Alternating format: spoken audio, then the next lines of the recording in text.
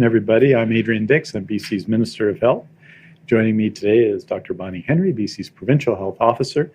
I want to start by acknowledging the territory of the Musqueam, of the Squamish, and the Tsleil-Waututh. We're honored to be giving this presentation on their lands.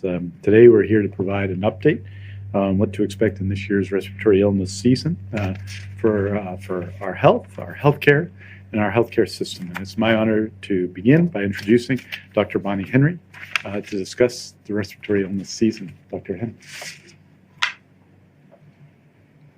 Thank you and good afternoon. Whoa. I just want to start as well by acknowledging that coming up this Saturday is our National Day of Truth and Reconciliation, September 30th. And I encourage everyone to actively participate in learning the truth about the residential school system, Indian hospitals, and the impacts it's had on First Nation communities across this entire province, and actively advancing together and elevating true reconciliation as a way forward for us in this country. So today we're going to talk about protecting BC in this respiratory virus season. Let's see if I can make this move.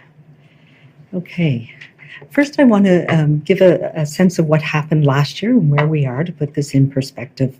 So last year, we saw the return of other respiratory viruses like influenza and RSV, amongst a number of others. And you can see on this graph, the green, for example, are enteroviruses and rhinoviruses. Those are the cold viruses. And we've seen those persist through the summer as well.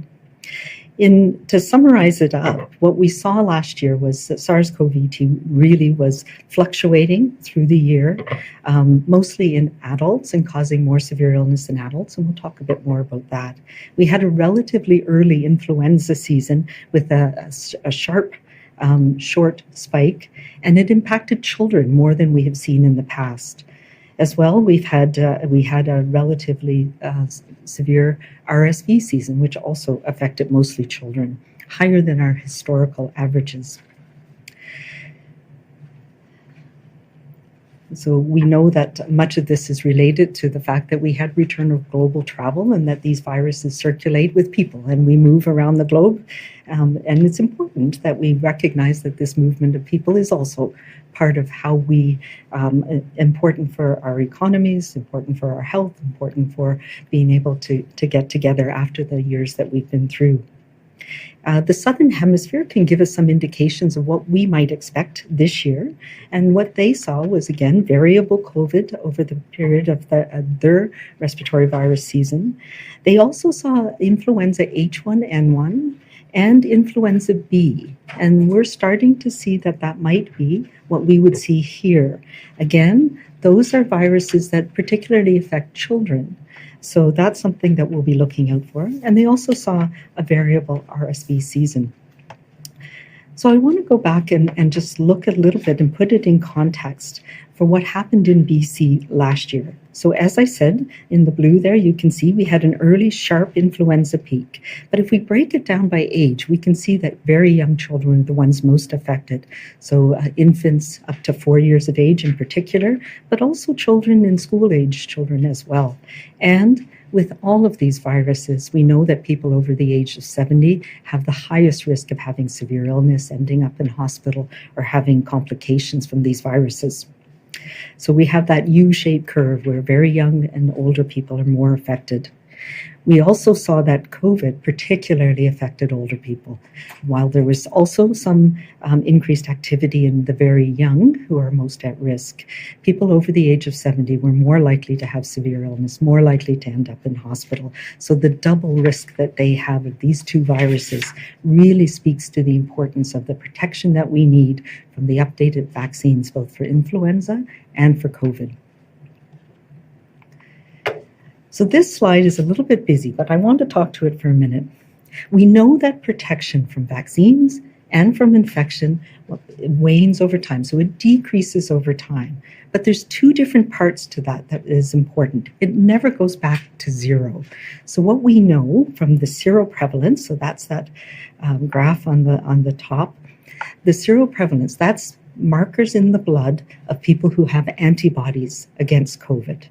And we know that some of these antibodies are from vaccine, and some of these antibodies can be from infections. So that's the bottom line. What we see is that over time, just about everybody in this province has some protection, has antibodies to COVID-19.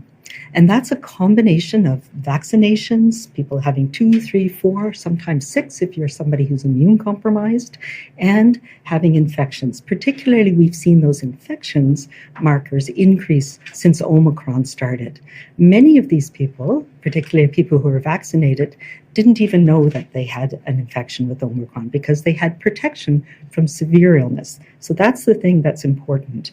It never goes back to zero. We know we have this cell-mediated immunity or memory immunity, and once you have vaccinations or combinations of vaccinations and infections, that immunity is long-lasting, and we're learning that now from the studies that have been done over time. We also see that this hybrid immunity is different in different age groups. So what does that tell us? That tells us that young people are more likely to have had combinations of vaccination and infections. We know that people who've had no vaccination, most of them have had some indication of infection if you're younger, but those can wane over time. So unvaccinated people remain most at risk for severe illness and hospitalizations as we're heading into this next respiratory virus season.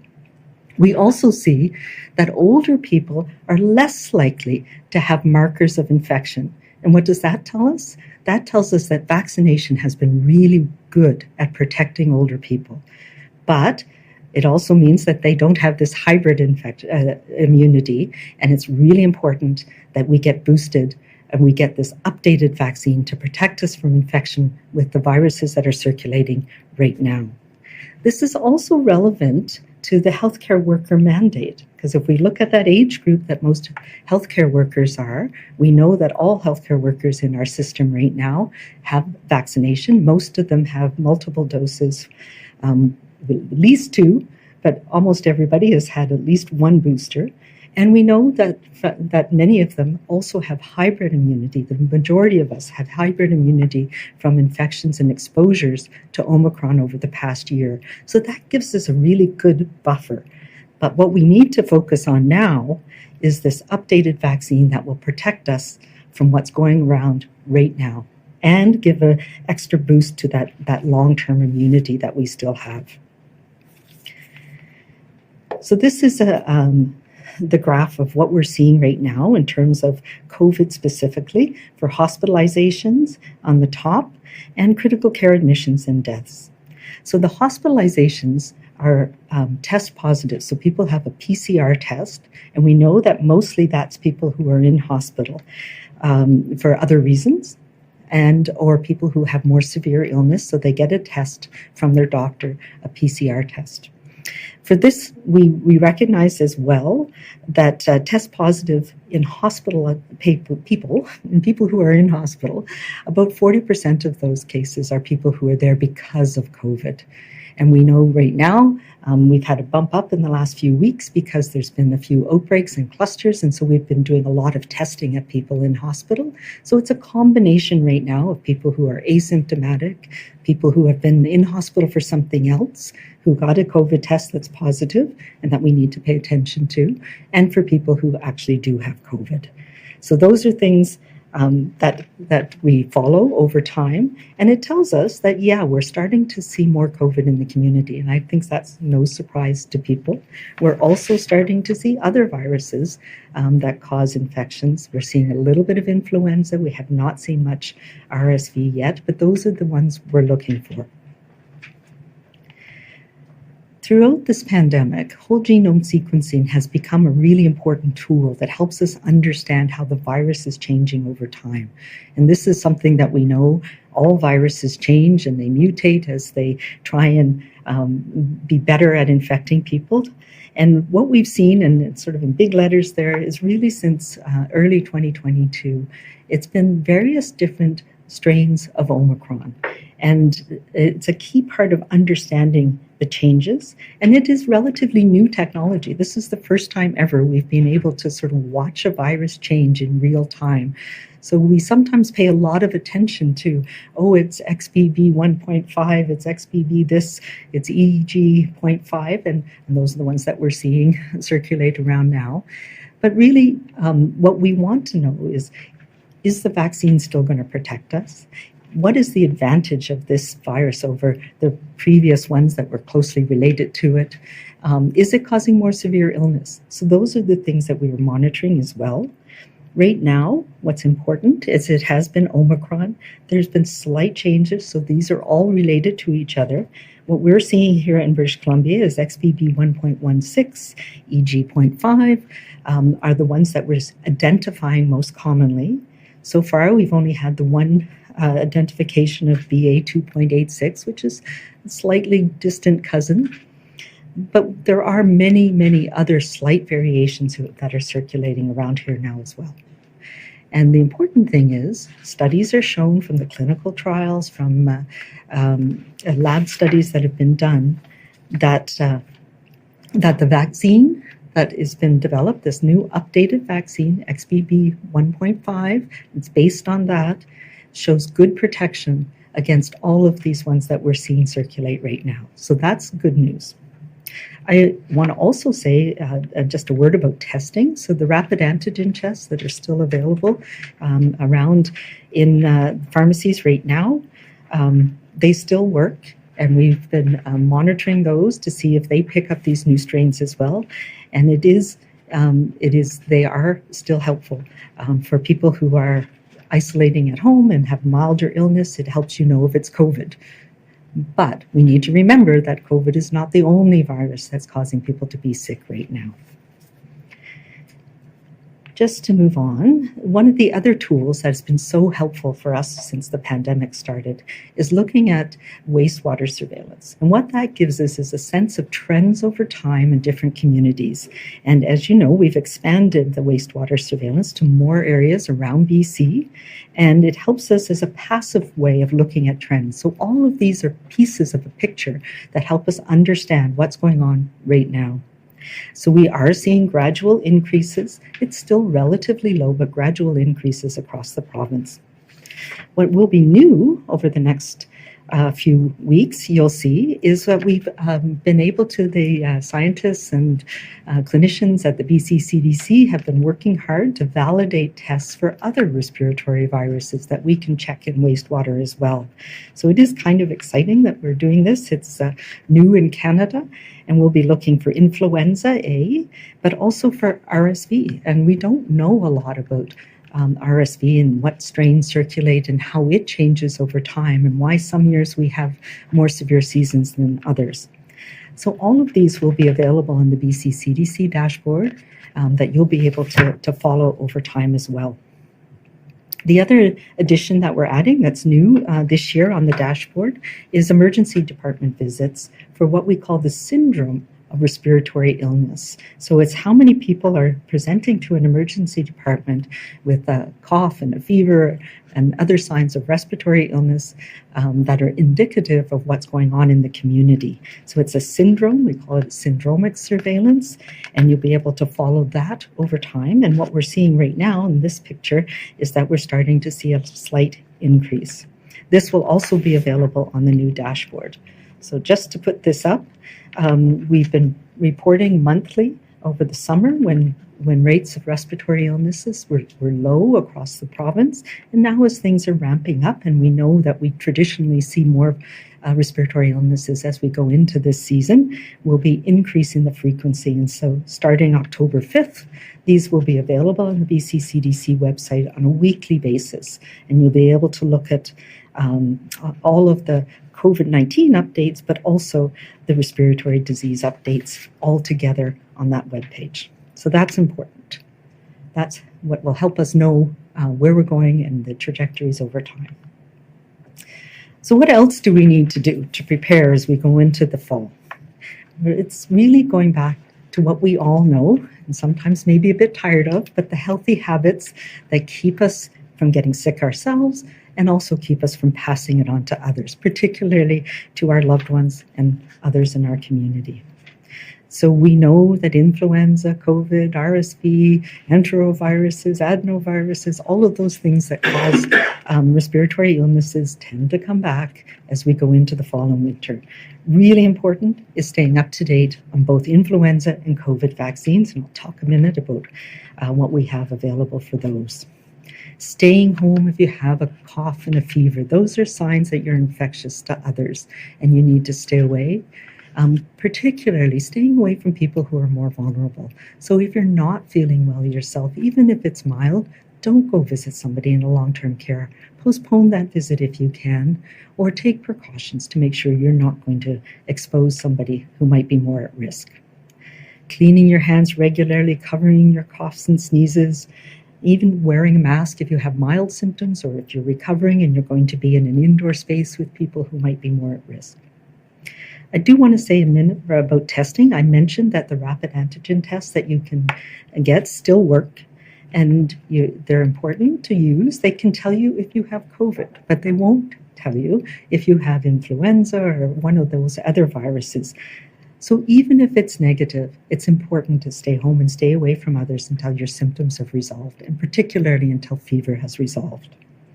If you are somebody who's higher risk, or you have more severe symptoms, then you should see your healthcare provider. And in that case, you'll likely get a PCR test. And as we did last year, all of the PCR tests, they go to the lab, they're tested for 5 viruses. So it's called a multiplex test. So it tests for influenza A, influenza B, for COVID, for RSV, and for another common virus that can cause some severe illness as well, parainfluenza. And that's important. If you are somebody who's at higher risk, you can have access to antivirals that can help treat influenza and to medications like Paxlovid for COVID. So the updated COVID-19 vaccines are available. They're just starting to come into the province now. The recommendation is you get it about 6 months after either your last known infection or after your last dose. But we know that this improves long-term protection, so you get the best longer-term protection if you wait about 6 months. But we also know that this one is tailored to what we're seeing circulate right now, so it prevents infection. So it prevents us from getting the virus causing infection in the first place. That immunity, the antibodies that give you that protection against infection, they increase, and these are questions that I've been asked quite a lot over the last little while. So it's not immediate. It increases about a week to 10 days till you get that maximum protection. And what we're learning is that after each dose, that maximum protection against infection can last for 2 to 3 months. So we want you to get the vaccine, and that's the timing. We want you to have that best protection during the period of time when the risk is greatest. The other thing, though, is that cell-mediated immunity, that memory immunity, and it gets a boost from this vaccine as well, and that lasts quite a bit longer. So we know that these are both mRNA vaccines. Oh, yes, and the big news today is that the Pfizer Comirnaty Omicron vaccine was approved for use by Health Canada this morning. So we have the 2 mRNA vaccines that have been approved by Health Canada, and that will be rolling out in the next few days and weeks here. Everybody 6 months of age, and these are approved for use for people 6 months of age and older. And we're still waiting for the Novavax, the protein vaccine, but that has been submitted to Health Canada as well. So that's the COVID vaccines. In terms of influenza vaccines, we have a variety of injectable. Just to remind people, there's a nasal spray vaccine for young people. It's approved for use in 2 to 17 years of age. And we have 2 vaccines, 2 enhanced vaccines for seniors over 65 years of age. Both of these vaccines, the Fluad, which is an adjuvanted vaccine, and the Fluzone high dose, give added protection for seniors and have been proven to provide added protection for seniors. So those are available as well. Our campaign will be starting as soon as vaccine comes in, and we are starting with long-term care even this week. But the public campaign will really launch in earnest, so most people will expect to start getting invitations to get your vaccinations starting right after the Thanksgiving weekend around October 10th. We are rolling out, as I mentioned, priority groups early on, and everybody should be familiar with the getvaccinated.gov.bc.ca. You can register, make sure you get your invitation, or the call center number remains the same as well, 1-833-838-2323. And I do encourage people to get both vaccines at the same time. If you're not yet due because you've just had a recent booster for your COVID vaccine, important to get your flu vaccine and then get that one when you're due.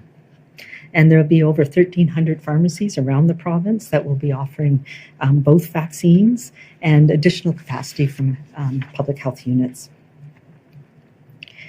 Just to remind people that in terms of eligibility for both vaccines, they're free for everybody in BC 6 months of age and older. We are going to invite priority populations first for the reasons that I just talked about. We know that most people who are over age 65, who are immune compromised, it's been some time since they've had a vaccine that gives them protection since the spring dose. And we know that most of them, the vaccines have prevented them from getting sick with the virus. So they're the ones who need it first. We'll be also providing it to residents of long-term care home, people who are pregnant, and infants and young children in particular. We want to make sure they're protected against influenza because we know that they can get severe disease from influenza. And we'll be rolling it out to healthcare workers as well as soon as it's available.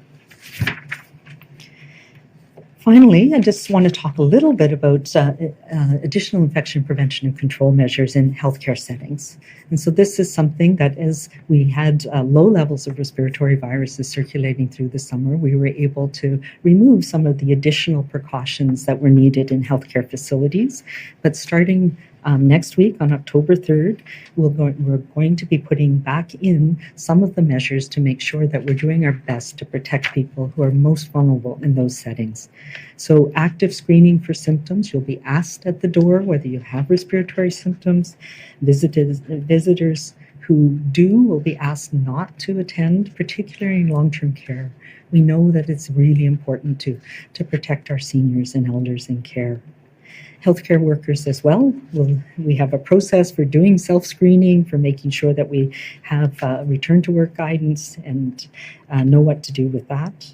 Increased hand hygiene, increased cleaning, what we call respiratory etiquette, making sure you cough in your sleeve, clean your hands regularly. And the ambassadors will be back at the doors of the entrances to healthcare facilities and to long-term care homes to do the active screening, make sure people have access to masks. And finally, medical masking will become a requirement again, continuing medical masking by healthcare workers, visitors, contractors, volunteers in patient care areas. So really focusing on those areas where people are at risk. And that includes all health authority, hospital, clinical settings, all long-term care homes, seniors assisted living settings, private hospitals, and private mental health facilities. We are trying to find a balance, particularly in long-term care, of finding safe times for visitors to long-term care to have that important face-to-face contact with their loved one in a safe way. So visitors to long-term care must wear a medical mask in all common areas and when participating in any of the indoor events that are happening. But we're finding opportunities for them to have FaceTime with your loved ones as well. We know how important that is for the health of residents in long-term care homes. So that's a summary of what we're seeing. So really important, get up to date on your vaccinations. Expect to wear a mask if you're in a hospital or a healthcare setting in the next few months. And that's the best we can do to protect each other and to make sure that we can slow down and minimize the impact of these viruses on ourselves, on our communities, and on our healthcare system. And I'll now turn it over to Minister Dix to talk about the healthcare system.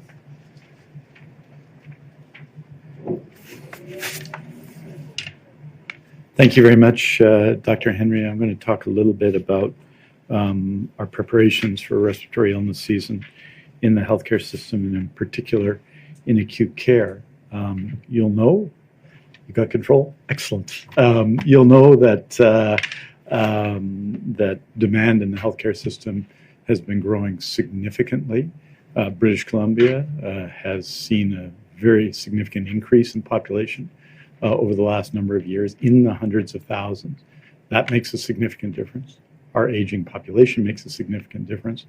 And the COVID-19 pandemic and the overdose public health emergency have made a significant difference, such that there were times over the summer, as I reported to you, and I visited some 25 hospitals throughout the summer, we saw acute care census, meaning the number of people in hospital, 500 or 600 more than we'd usually see in summer.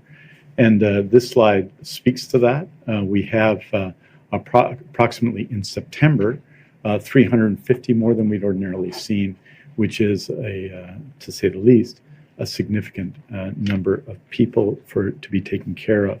You'll also note that last year, on January 6th, we reached 10,280 people in acute care.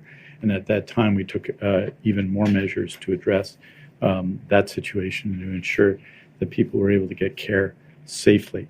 And so that's the circumstance that we're in. We're seeing in our public healthcare system is delivering more care, treating more people, doing more surgeries, more primary care visits, more ambulance calls. And our healthcare teams have been extraordinarily resilient to all of that. But we have to, as you would expect under these circumstances, continue to prepare and enhance those services this winter, and that's what we plan to do. On the next slide is a little bit about that preparedness. Through each wave of the COVID-19 pandemic, our healthcare system has learned and adapted to meet patient needs, and we're continuing to do that today. In preparation for this respiratory illness season, health authorities have improved access and flow teams in place for all large hospitals 7 days a week. Focused teams of healthcare leadership, administrators, and physicians have been established on critical care and emergency departments to support these priority services now and in the future. Health authorities, BC Emergency Health Services, the Ambulance Service, and the Ministry of Health continue to coordinate our provincial capacity, meeting daily to share situational awareness. It's a day-to-day, consistent management of the system that is 7 days a week. And as a backstop to all this, we have formalized a standard provincial surge response plan, taking the best of our response to COVID and learning from it. We'll go to slide 21. We continue to advance our health human resources strategy, which is key to all this. And I just want to note a couple of things that you'll see on the slide. Firstly, since January, and this is just January to the present this year, we have 5,221 net new nurses in British Columbia. That's net new, meaning that's the increase in the number of nurses across the province according to the college. And the college is also prioritizing 2,800 internationally educated nurse candidates that are either in the province or from countries where nurses are more easily able to integrate from and work in BC. In addition to that, we have this year so far, the College of Physicians and Surgeons registered 524 more internationally educated medical graduates. That's in the first 8 months of this year, of the 2023 year. Put that in context, in all of 2022, which itself was a record year, it was about 400. So we would expect that number to double in 2023, reflecting the changes that have made to improve pathways for internationally educated medical graduates and other actions like the tripling over the next 2 years of the Practice Ready Assessment Program. As of September 28th, 3,729 family physicians are practicing under the LFP compensation model, as transformational change that we developed with our doctors in British Columbia for primary care for family doctors. 207 family physicians have also now signed new to practice contracts. These are new doctors in British Columbia to provide family medicine. And 196 nurse practitioners are on contract to provide primary care. In addition, our HCAP program, because we've been talking about long-term care, 6,546 healthcare assistants have been hired through the Health Careers Access Program since its inception This is inclusive of the 979 that have been hired this year. In addition, of course, thousands of healthcare workers have been hired in long-term care to support infection control. Go to the next slide. And so what we've seen, in addition to that, is other programs designed to assist this response, continuing response to the healthcare needs of British Columbians. Go Health BC, the Emergency Health Provider Registry, and the new Provincial Emergency Department Physician Locum Pool are three initiatives that will help meet demand. There are over 73,000 hours of nursing support to 23 communities provided by Go Health BC, the provincial travel resource program that's operated by Northern Health. We are also doing a refresh of the Emergency Health Provider Registry. Currently, there are 6,113 recent registrants, including 403 physicians and 3,233 nurses. We also have 134 physicians registered with the Emergency Department Locum Pool, which will help with keeping community emergency departments open. The next slide. And obviously, responding to respiratory illness season is not just a matter of hospitals. We've discussed primary care, as emergency departments and hospitals are not always the best places for patients to be. Health authorities are readying their hospitals, and they are ensuring that access to care in the community is in place, as are linkages to community supports to people so that they don't have to go to an emergency department if they don't need to. Everyone who needs to go to an emergency department, of course, every day, should go. These actions include expanding the capacity of urgent and primary care centers and working with BCEHS to make this an alternative for some patients. The next slide. And now I just want to turn and discuss a little bit about beds, which I discussed a little bit earlier in terms of our healthcare system. Just to say that that obviously this has been is a significant focus and has been. When we took, as you know, in January of 2023 this year and previous years, significant action to support and to address healthcare beds in BC. Our historical in the pandemic, in fact, I would say has required us to examine every facet of our healthcare system to ensure we know precisely what assets we have that we could use, and in some cases that we need more of. Sometimes it represented an inventory. You've heard me talk about PPE often in response to the COVID-19 pandemic. Other times supplies, such as that, but it was always about ensuring we had the latest, most accurate information. In our surgical renewal commitment, for example, we did an extensive review of surgery wait lists that brought significant new accuracy to those lists. And as you know, extraordinarily during a pandemic, we've done record numbers of surgeries. And in the month of August, thousands more surgeries than we did in the August prior to the pandemic. And so we've now, we've done this same process with hospital beds. I can tell you that we've done that extensive work over the summer to prepare for respiratory illness season. Our historical base bed count in BC, as you've heard me say many times, is 9,202. On top of that, during the pandemic, we had 2,353 surge beds that we had access to as well.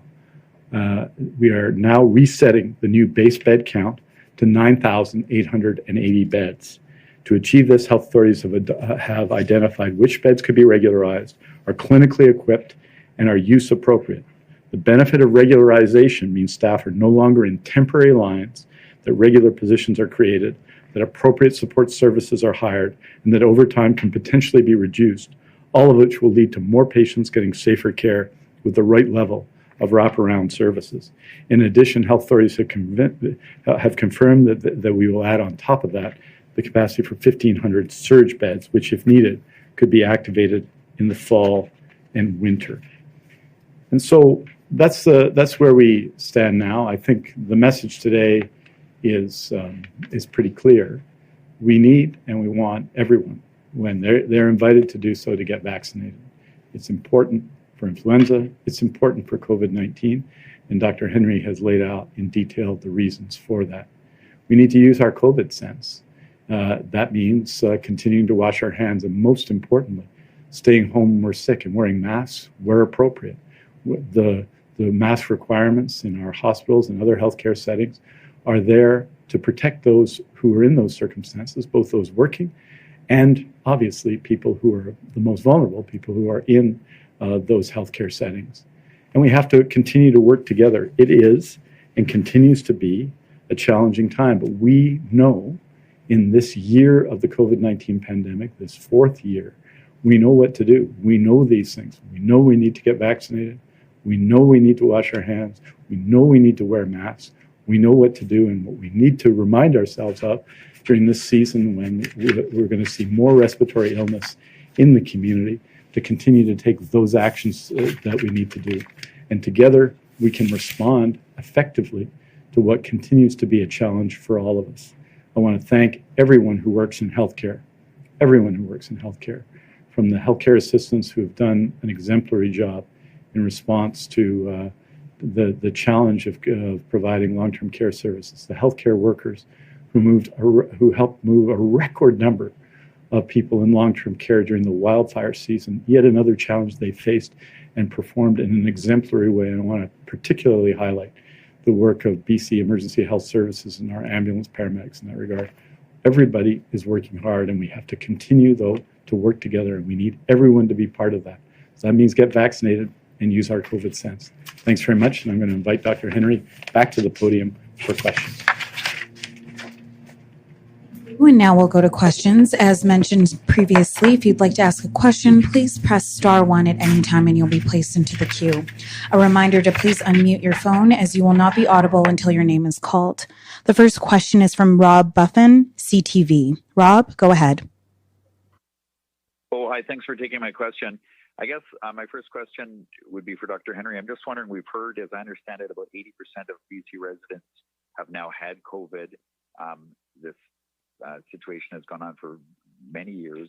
My question is, are you concerned that uptake on COVID vaccines, especially because people know the virus causes less severe symptoms for many now, uptake is going to be much lower than you would like? And what do you think uptake will be? I hope that people will recognize that this is an important step. It's been a long time since most of us have had an updated vaccine. And for those who've had COVID and recognized it over the summer, it's not a pleasant infection to have. And there's still that risk of developing long-term symptoms. So this is the best protection that we have that will keep us from getting sick during this next few months and continue to boost that protection we have for long-term protection against severe disease. You know, I think about the U.S. is marketing it as these vaccines, like we see with influenza. These vaccines go from wild to mild. They're really important in helping make sure that we're not going to be out of commission if we're young and healthy, that we're able to continue to go to school, to continue to go to work, for healthcare workers, for us to be able to make sure we're not taking it home from work, that we're staying well ourselves. So it is an important vaccine. It's an updated vaccine this year that's going to protect you from what we're seeing right now. Rob, do you have a follow-up? I do. I just want to confirm and clarify that I understand correctly that masks will indeed be mandatory in the various healthcare settings that you'd set out for the people who are required to wear them. It's not a recommendation, but it is mandatory. And I'm also wondering, you know, there's groups like Protect Our Province who've called for masks in places like schools as we get back into this season. Why not require masks to be worn in schools as well? But I do really want that clarification on whether masks are mandatory. It is a requirement, yes. They are mandatory in those settings, in healthcare settings. And we've said this all along. You know, there's different risks in different settings. And we know that people who are most vulnerable, elders and seniors in long-term care, people are in hospital for a variety of reasons, many of whom are immune compromised or older.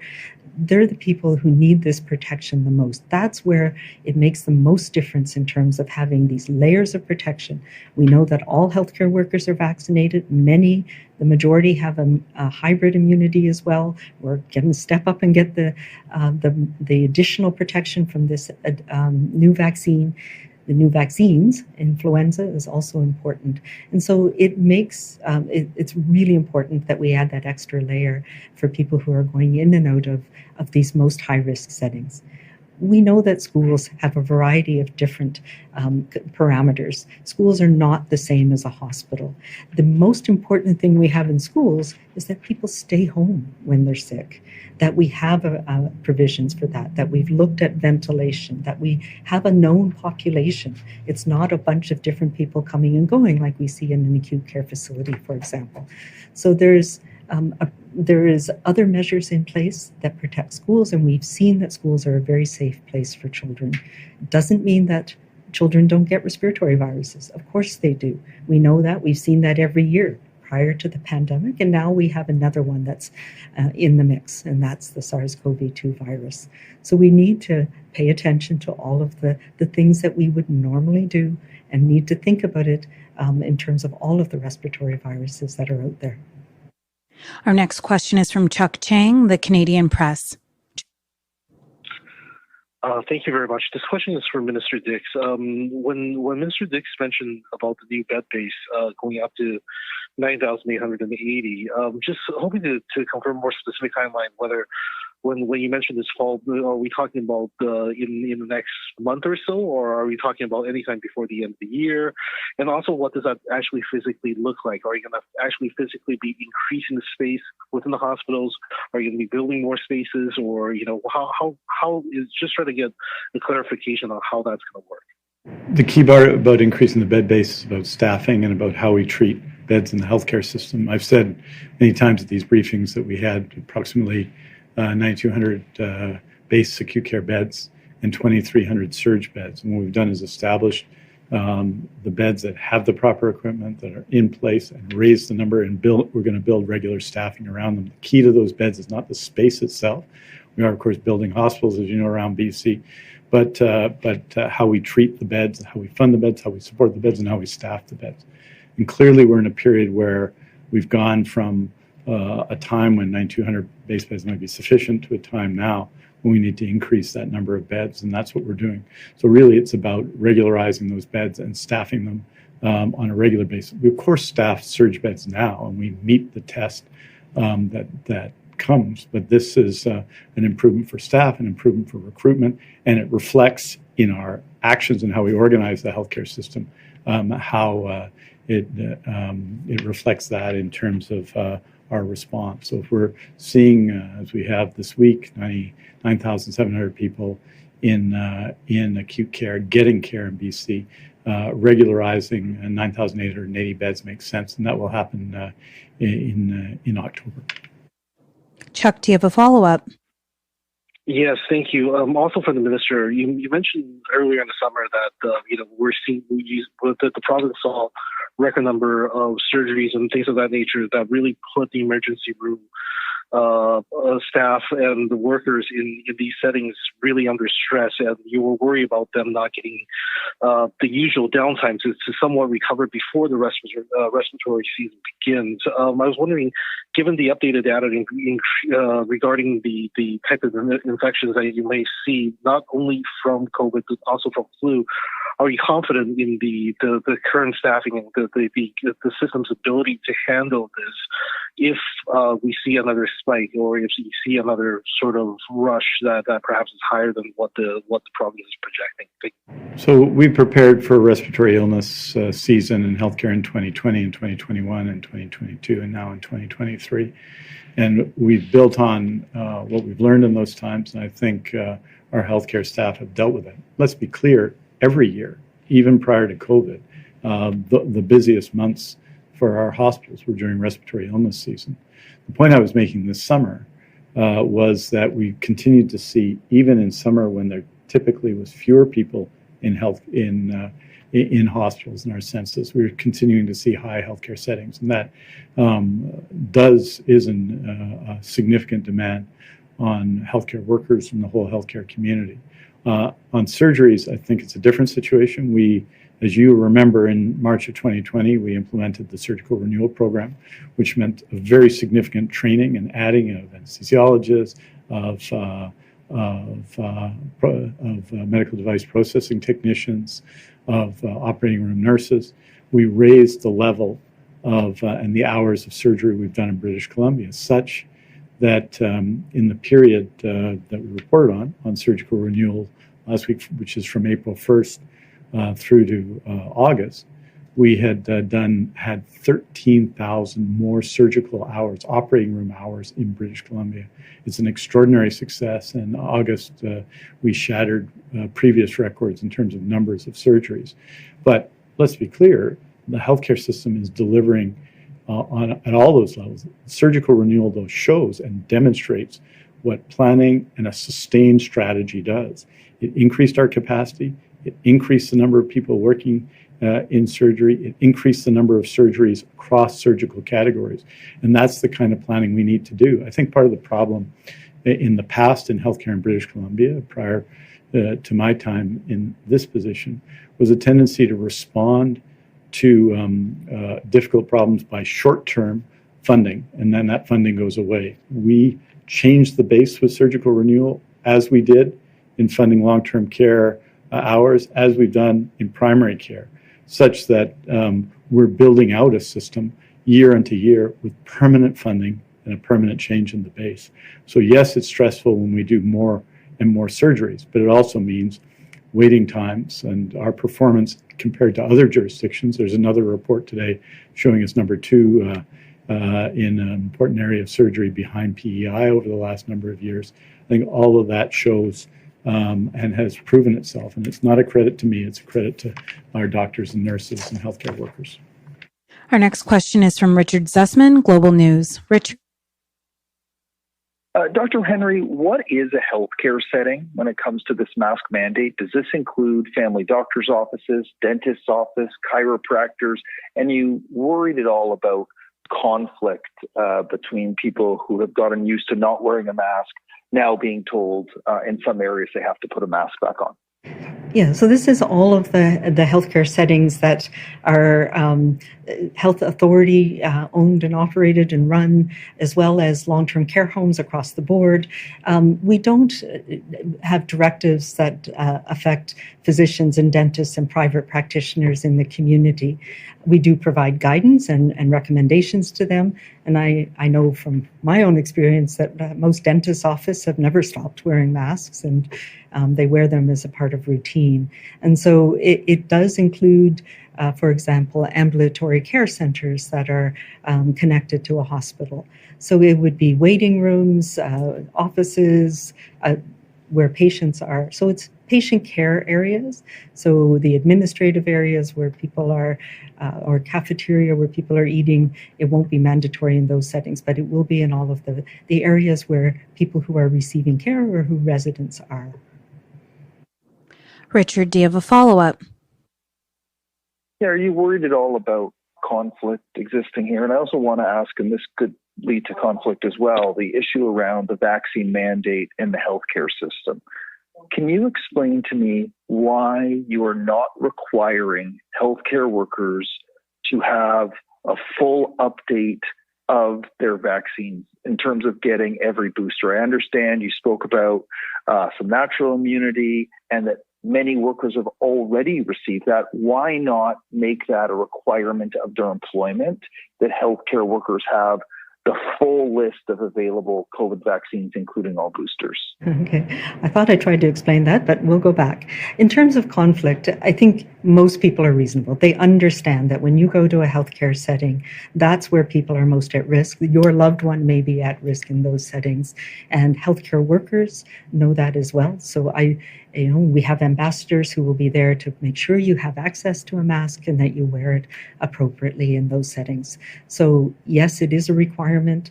And yes, I do expect that people will comply with that. It's important. It's important as we have more infections in the community that we do what we need to do to protect those people who are most at risk of having severe illness and frankly from dying from influenza, from COVID, from RSV. So yes, it is important in the healthcare settings, and I appeal to our better natures. We know that this is a relatively uninvasive, unobtrusive thing that is an important measure in healthcare settings, and I encourage everybody to take that point of view and to make sure that you're doing your part. It protects you and it protects those around you. Our next question is from Mira Bain. Sorry. The question in terms of the healthcare worker mandate.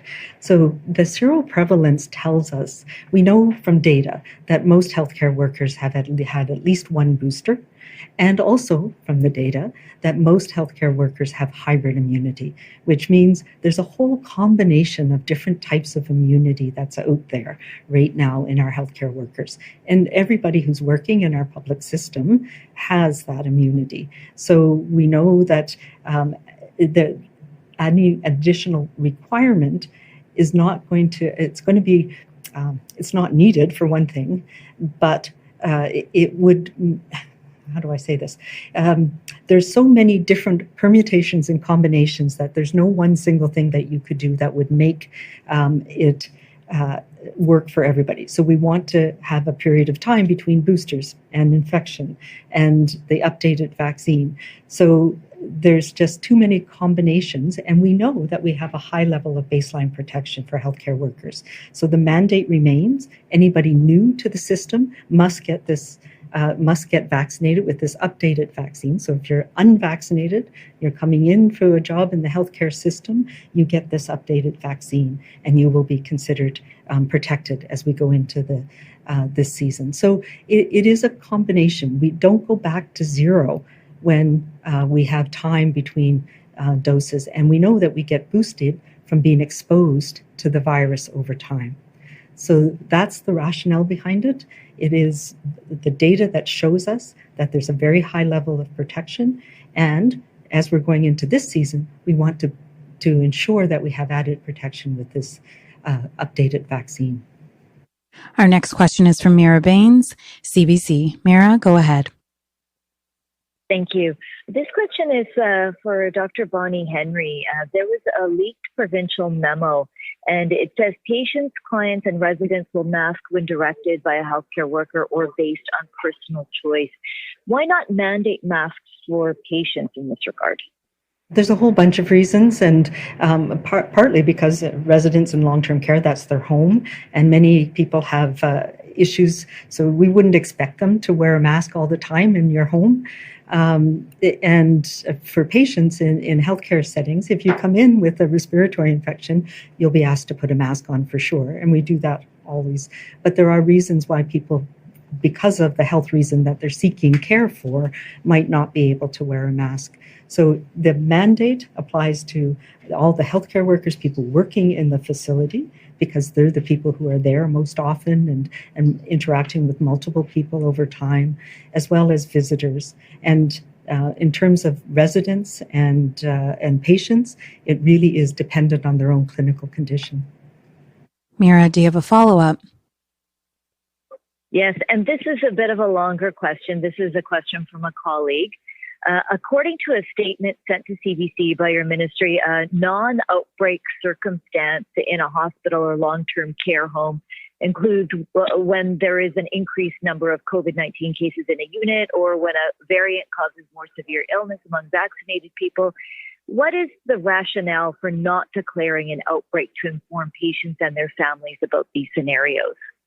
Yeah, I think I'm not sure what that is. I don't know who sent you that statement, but let's be clear around outbreaks. And outbreaks are not just for COVID. We've been doing this for a long time. We have outbreaks of influenza, RSV. Right now we have one, I believe it's parainfluenza. There are a number of viruses that can cause illness and be transmitted in healthcare settings. And we mostly are concerned about long-term care homes because we know people in those settings are more likely to have more severe illness. That's why we're focusing vaccination to make sure that we're boosting up that immunity for influenza and for the ones that we do have vaccines for COVID in long-term care homes as a start. What we have found in terms of COVID over time is that the infections have become relatively mild. And so recently we've had a number of infections in acute care facilities.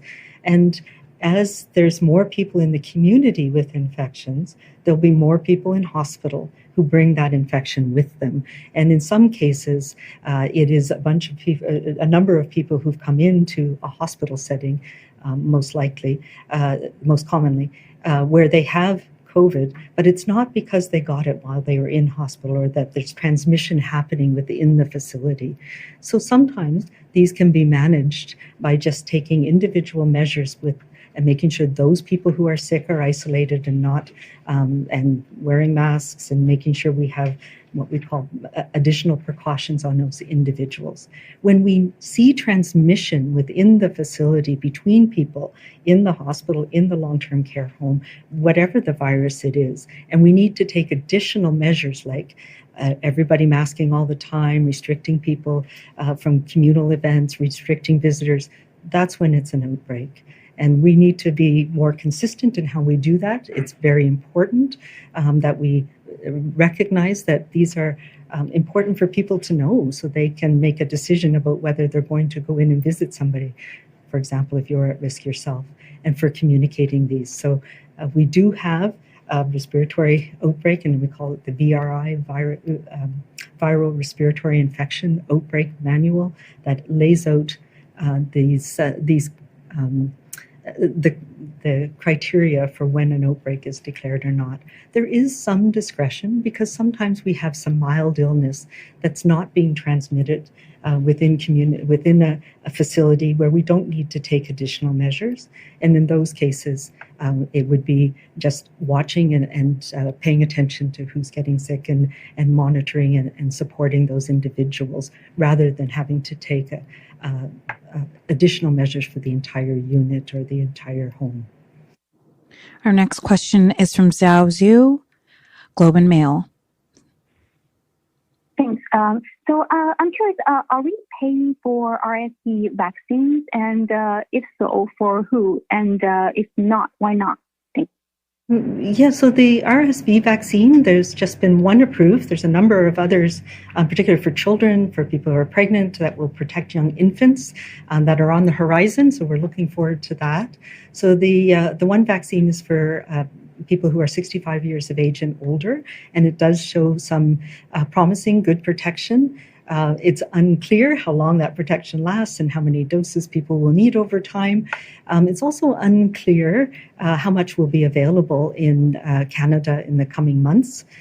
So there's a couple of things that we're looking at. We don't have a publicly funded program here in BC at the moment. What we're waiting for are a couple of things, looking at the National Advisory Committee on Immunization recommendations for use of this vaccine, as well as looking at the implications of the use in our province. You know, who's most likely to benefit, what programs should we have in place that are publicly funded or not. So all of that is underway, but we don't yet have a program in British Columbia and likely won't for this season.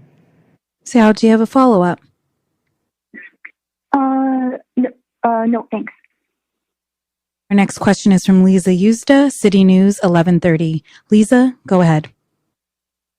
Hi there, Dr. Henry. Just for the masking, who will enforce it, and will people be asked to leave if they refuse to put one on at a healthcare setting like a hospital? Yeah, so I hope it doesn't come to that for most people. I think we're reasonable people. And yes, masking is important for those who are visitors in a hospital. And the ambassadors will be there to screen people for symptoms, to make sure they have access to masks, and we'll be asking people to wear them. We do have security if needed, but I would encourage people to work with people. And we don't go to enforcement first. What we go to is explaining to people the importance of doing this, making sure that they're not putting others at risk, and supporting them in being able to do what we ask them to do.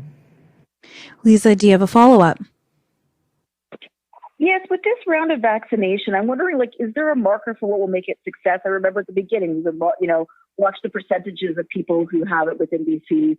82%, 83% until we got to the 90s. What will be considered a success this round of vaccination? Well, for me, a success is that all of those people who are most at risk are protected, and those of us who live with somebody who's at risk, who provide care to people, are also protected. So I would like to see, especially an increase in children. We know that children don't get a severe disease mostly, but some children can, and we see that reflected in the data from the last few years.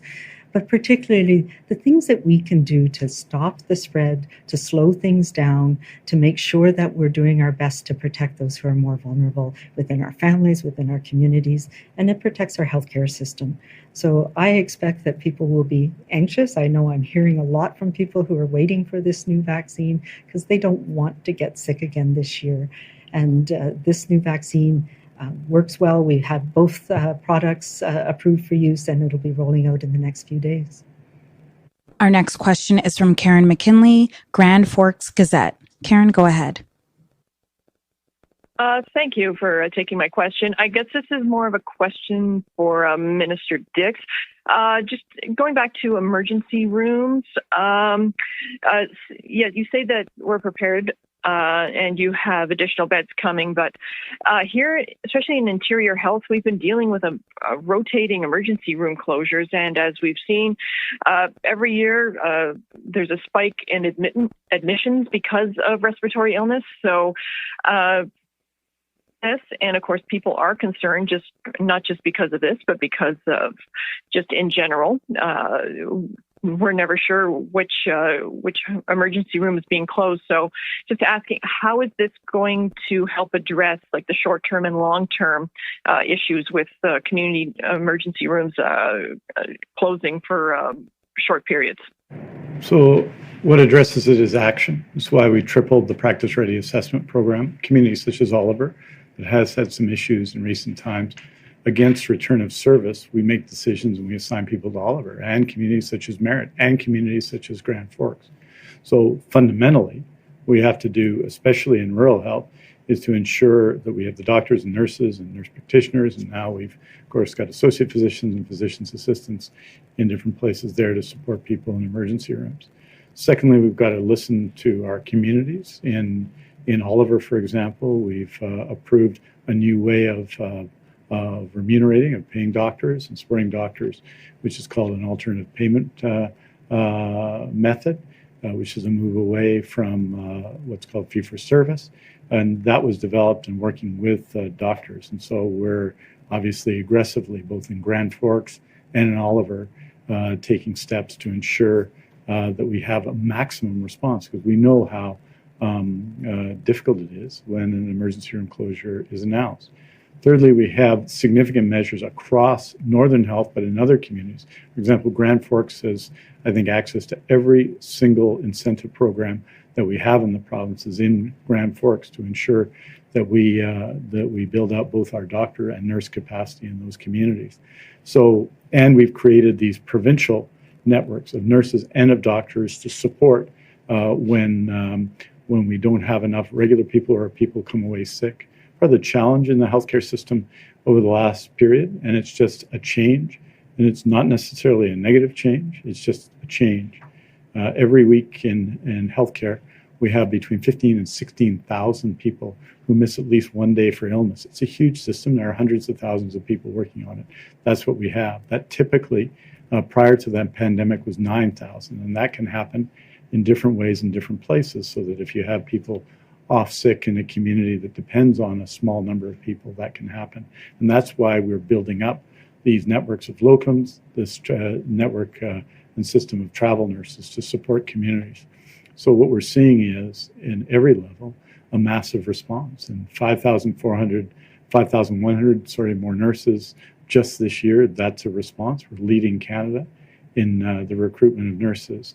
The new doctors that are coming internationally in the new spaces in medical schools, that's a response. The new allied health programs and the increases in spaces for allied health again.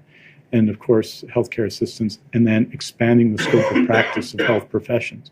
And what we're seeing is health professions working together as never before.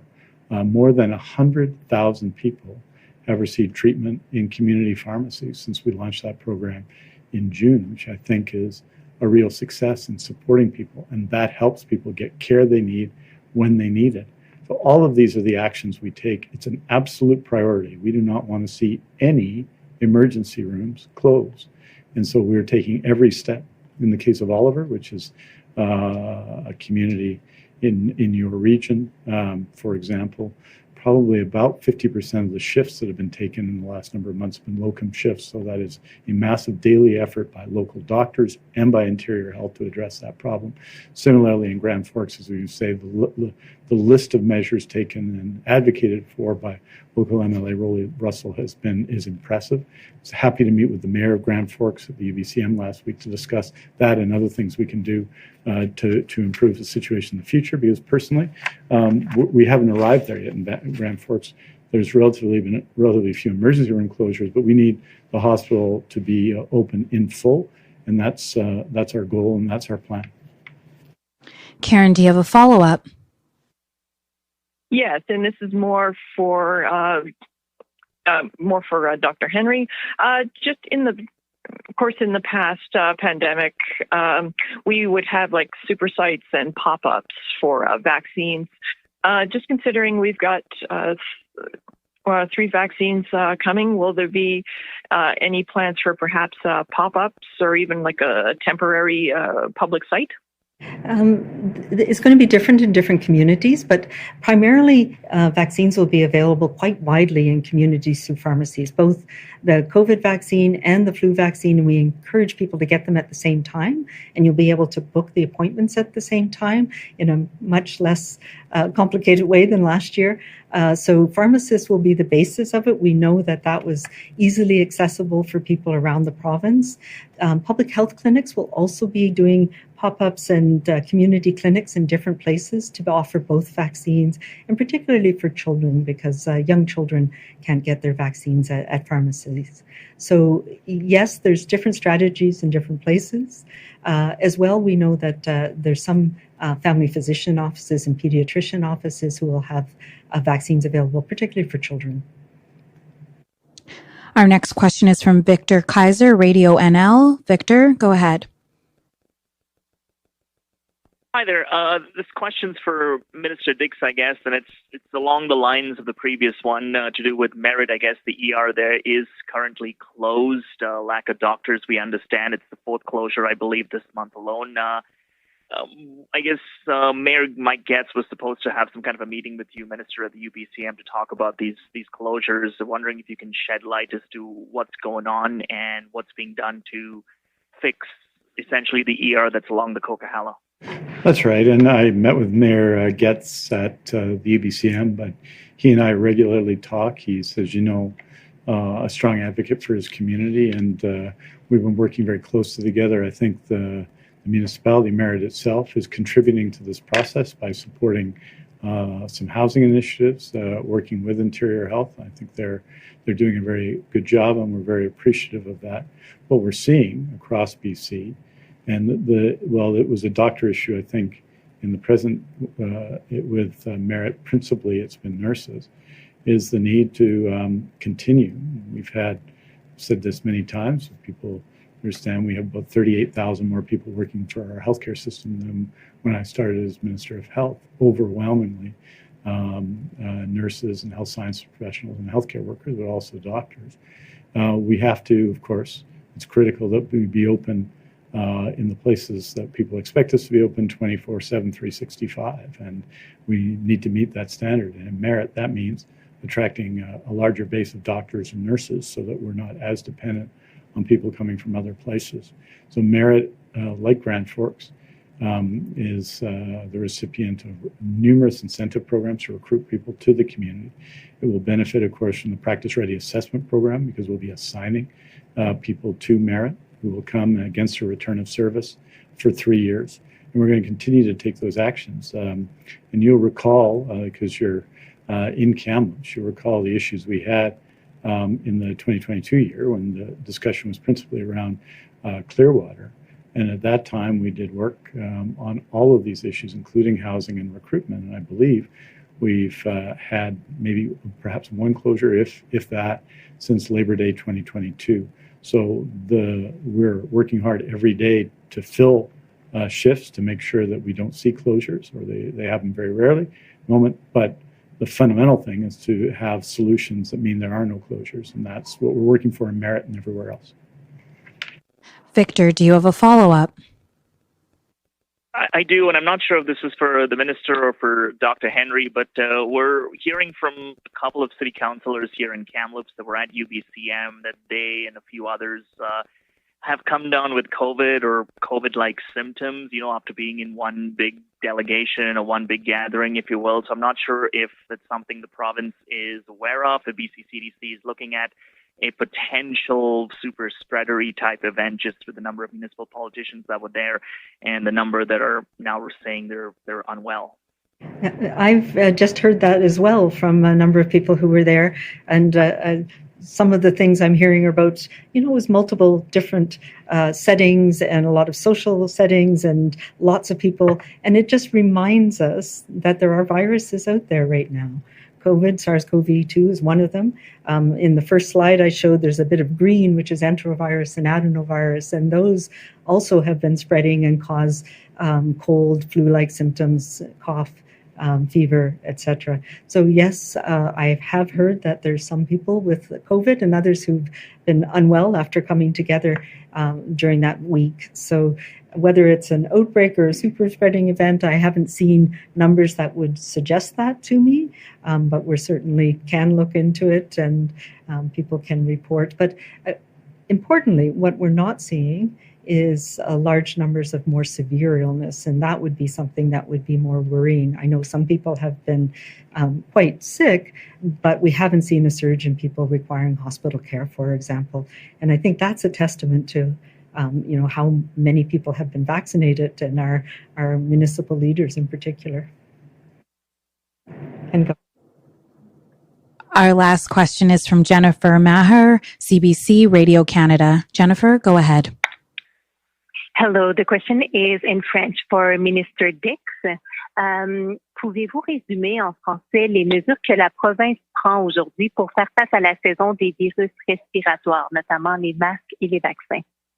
Premièrement, les vaccins viennent d'arriver, en fait, mais commençant à arriver dans leur totalité début d'octobre, et les populations prioritaires seront invitées à prendre rendez-vous pour les vaccins, n'est-ce pas? Ça, c'est très important, surtout pour des gens qui sont vulnérables, mais tous et toutes les autres aussi. Je pense que c'est absolument essentiel d'être vacciné contre le COVID-19 et la grippe cette année. Et je pense que c'est très important pour tout le monde de prendre cette action. Nous avons un système important, à peu près plus de 1,300 pharmacies et puis aussi des cliniques, des régies de santé qui seront disponibles pour tout le monde. L'année dernière, on a mené le pays pour notre action contre la grippe, contre l'influenza. L'année dernière, ce qui était très important, et on a vu et on a présenté des renseignements sur l'effet de cette vaccination il y a quelques mois. La Dr. Henry a présenté ces renseignements. Donc, c'était très important. Deuxièmement, il va falloir utiliser dans des hôpitaux et dans d'autres centres médicaux des masques. Bien entendu, pour ceux qui travaillent, mais aussi pour ceux qui visitent. C'est important pendant une période une saison respiratoire difficile de protéger ceux qui sont les plus vulnérables. Et parmi ce groupe, c'est des gens qui sont à l'hôpital. Troisièmement, on a fait des changements dans le système de santé pour augmenter le nombre de lits de base dans nos hôpitaux de 9200 à 9880. Et ça, c'est un changement qui reflète nos efforts de préparation pour cette saison. Donc, on prendre des actions dans ces trois sens, et je pense que ce sont des actions importantes. Et vraiment, je demande à tout le monde d'être vacciné, mais aussi de rester chez eux s'ils sont malades. Ça, c'est des questions très importantes, et je pense que nous tous, ensemble, seront en mesure de faire face à COVID-19 et la grippe cette année. Do you have a follow-up? Oui, you mentioned this a little bit. Dr. Henry mentioned it a little bit in English. Now in French, est-ce que le personnel de la santé aura l'obligation d'être vacciné? Oui, ça continue à être le cas. Vous savez que nous étions, en tant que province, la seule province au Canada qui a eu la capacité et de mettre en place ces obligations, et on va continuer de le faire. Concludes today's event. Thank you so much.